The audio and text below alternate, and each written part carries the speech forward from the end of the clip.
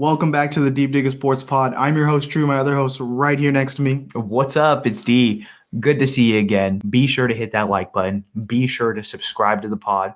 And then be sure to drop some comments below. Just let us know your thoughts. When we're going to do the disco. Do you have a disco? I have a disco.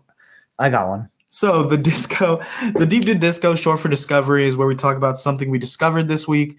It could be a movie. It could be TV. Anything that's not sports, really. Yes. And obviously we're sports guys through and through. We live for this shit. But also I am now a married man. I have to watch other shit. So my disco this week, I know this is going to be a disco that everyone's seen. And I know where you've stopped. And so I'm going to ask you, go back to it. My disco is The Walking Dead. Oof. You knew that's one of my favorite shows ever. I'm asking you to go back to it. I know exactly where you stopped. Glenn. No spoilers, but after you get past that point, there's like 3 or 4 episodes where it's like, wah, he died. And that's the whole episode.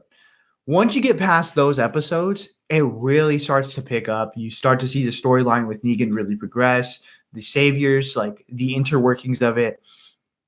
Everything that happens with Carl, Rick, and the dynamic of that group, Alexandria, what's happening.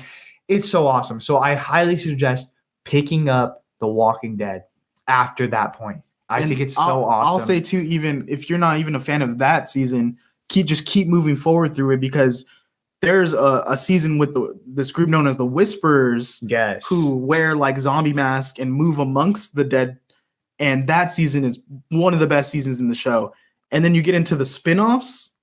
The spinoffs are really good. They've just focused on individual characters, and they're way higher quality than the last seasons of the show. So I'm about to watch the Daryl show for the first time. Oh, yeah. So I'm going to get into it. Yeah, but I'm telling you, once you get past, like, you got to push yourself past that point. I know that turned off a lot of viewers. Like, I think it dropped like 70% after that point, but skip like 3 episodes, then go back to it. It's the writing is awesome. The characters development is awesome. You're going to love it. You're going to be like, damn, why didn't I watch this sooner? Yeah. Yeah. So that's my disco. I love that show. Love that pick. All right. Mine. So there's a Netflix show.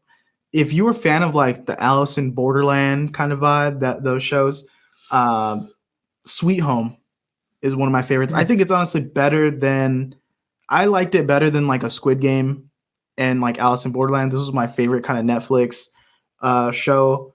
And it is like a monster show. It's really well written. Really, like, it's very like anime inspired. Like, you very feel those vibes. And they just dropped season 2 on Netflix.